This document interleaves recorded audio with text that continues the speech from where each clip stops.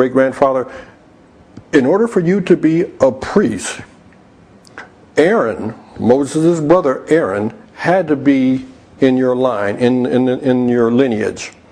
Right? That was the only way. You couldn't be a Levite, do a good job as a Levite, and then get promoted to being a priest. Didn't work like that. You couldn't go to school.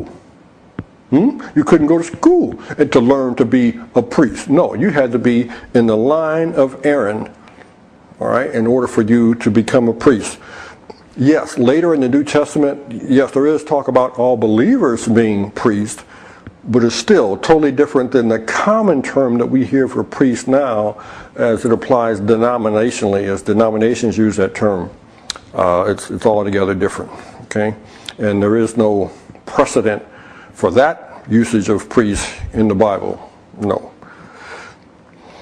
All right, now this brings me to the verse in question, Matthew 23:23. But in order to understand that, we can't just read that one verse. We need to read some before it and some after it. Let me read some of it for you. Starting in Matthew chapter 23, starting at verse 1. Then Jesus said to the crowds and to his disciples, "The teachers of the law and the Pharisees sit in Moses' seat. So you must obey them and do everything they tell you. But do not do what they do, for they do not practice what they preach. They tie up heavy loads and put them on men's shoulders, but they themselves are not willing to lift a finger to move them." Verse 5, "Everything they do is done for men to see. They make their phylacteries wide and the tassels of their garments long. They love the place of honor at banquets and the most important seats in the synagogues.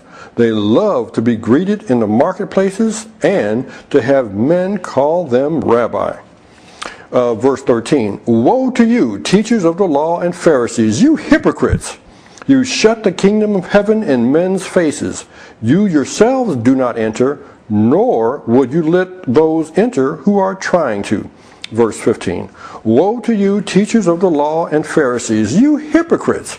You travel over land and sea to win a single convert, and when he becomes one, you make him twice as much a son of hell as you are. Woe to you, blind guides! You say, if anyone swears by the temple, it means nothing. But if anyone swears by the gold of the temple, he is bound by his oath. You blind fools!" Skipping down to verse 23. "Woe to you, teachers of the law and Pharisees, you hypocrites! You give a tenth of your spices, mint, dill, and cumin, but you have neglected the more important matters of the law, justice, mercy, and faithfulness. You should have practiced the latter without neglecting the former. You blind guides, you strain out a gnat but swallow a camel." Verse 25, "Woe to you, teachers of the law and Pharisees, you hypocrites! You clean the outside of the cup and dish, but inside they are full of greed and self-indulgence."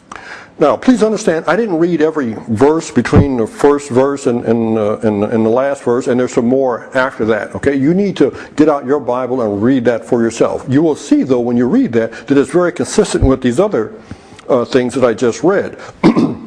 We need to understand that the verse in question, verse 23, is in the middle of a list of 7 woes that Jesus warns that... He's telling them and warning us, okay, in this situation. But let me make sure you understand what a woe is. I went to the dictionary and you look up woe, things that cause sorrow or distress. Let me give you an example. You work at a door manufacturing company. You make expensive doors. You've been careless. You've damaged several doors, and you've damaged them because you've been careless. You haven't followed instructions. They say lift this way and you don't. You lift your own way. They say place it here, you don't place it there. And as a result of your not doing things right, you have caused several doors to be damaged. All right, so the company's losing money for those doors because your carelessness caused them damage. So then your boss tells you, if you damage another door, you will be fired. All right? That would be correct to say, woe to you if you damage another door. All right? Do you understand? Woe, that's not a good thing. Not a good thing at all. Let's look at what Jesus said here. Starting out in verse 1, he talked about their legal position, so to speak. He said that they sit in Moses' seat, so you need to listen to them. All right? You need to listen to them, and he's implying as they teach you what's in the law. Jesus went on to clarify. He said, then don't do what they do. Jesus said that, all right? Don't do what they do, for they do not practice what they preach. All right? That would be, and we'll see in a moment, that's the definition of a hypocrite, okay? The next thing Jesus did was to point out things that the Pharisees liked. Okay, verse 5, everything they do is done for men to see. They make their phylacteries wide and the tassels of their garments long. They love the place of honor at banquets and the most important seats in the synagogues. They love to be greeted in the marketplaces and to have men call them rabbi. Please understand, those are not good things. All right? Now, we need a little wisdom as we read this. And the wisdom I'm talking about is to say that I gave you a situation where Jesus earlier was speaking to individuals, talking to Martha, talking to the Father, talking to the people around there.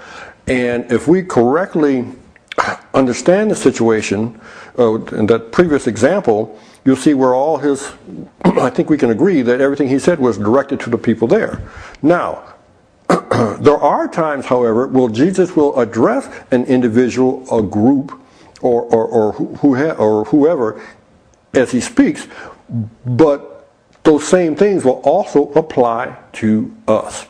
Here's a situation where those things also apply to us. No, we're not rabbis. The leaders of the religious leaders today, I'm talking about Christians, are not rabbis. We don't go to synagogues. But see, we have to look beyond these words. You know, they're not Pharisees. Religious leaders are not Pharisees. This is not a struggle about job titles.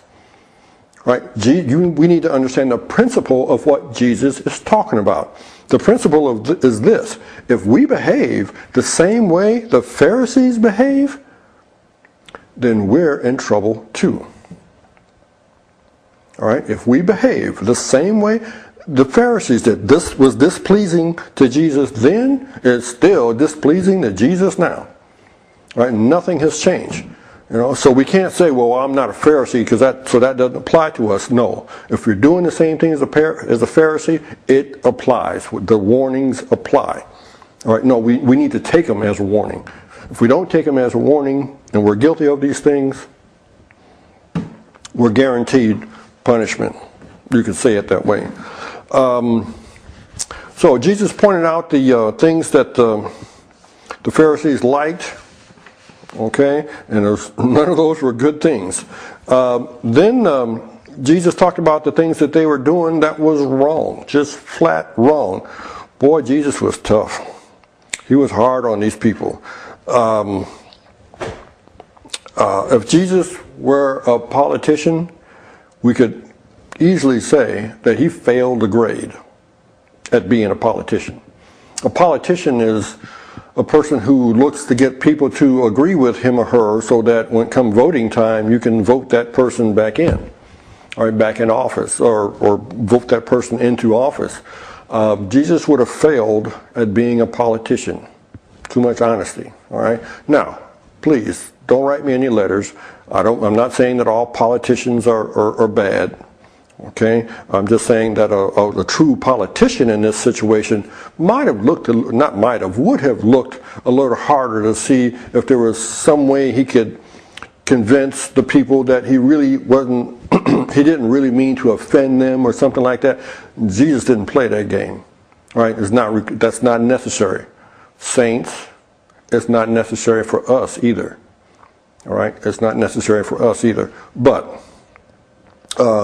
you know, a lot of us want to paint Jesus one way. We want to paint him as the gentle person that received the children.